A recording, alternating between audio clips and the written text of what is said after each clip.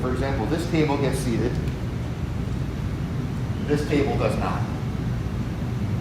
This table does not get seated. This table does get seated. People get seated checkerboard style. Only every other table can be occupied. The bar can accommodate 4 people instead of the usual 20.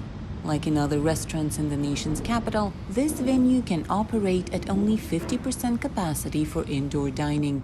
That means profits get cut in half too. That after the restaurant was fully shut from March to June. We laid some people off, we furloughed some people that went and got unemployment compensation, and now they're back. So we've got almost everybody back. Owner of the restaurant Medium Rare, Mark Bucher, says the pandemic cost him hundreds of thousands of dollars. To try and compensate, Bucher got in touch with his insurance company, hoping the $25,000 he paid in insurance would pay off.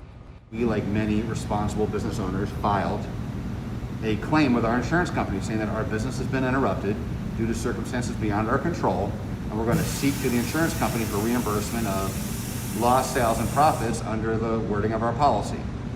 It didn't take very long to get a letter back saying we're denying your claim.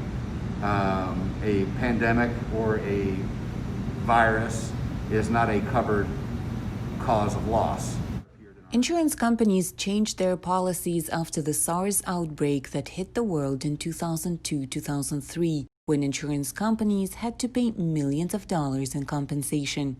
Some added straightforward wording saying they're not covering losses because of a pandemic or virus outbreak. Others found more intricate wording, but to the same effect.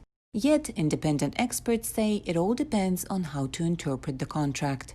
That's the thing. If they're requiring physical loss only, then you're kind of stuck. But a good business interruption policy shouldn't have a physical loss requirement. Some of them, they don't have a direct physical loss requirement, but they're still using it anyway. They're adding it in as if it was there, and it's not. However, insurance companies explained that the new policies were not adopted to get out of paying. They're simply trying to preserve the insurance industry.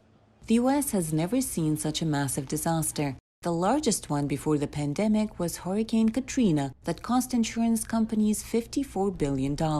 The COVID-19 pandemic, according to the American Property Casualty Insurance Association, has led to monthly losses between about $250 and $430 billion monthly.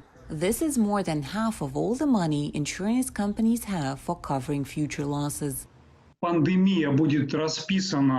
a pandemic is specifically mentioned in the insurance contract, the number of insurance claims will be so large, it will surpass the amount these companies can pay. Insurers say in a case like today's, it is the government that should support small businesses. Small business owners, on the contrary, are urging the government to change laws, making it impossible for insurance companies to evade paying in extraordinary circumstances like the current pandemic. For Valentina Vasileva in Washington, Anna Rice, VOA News.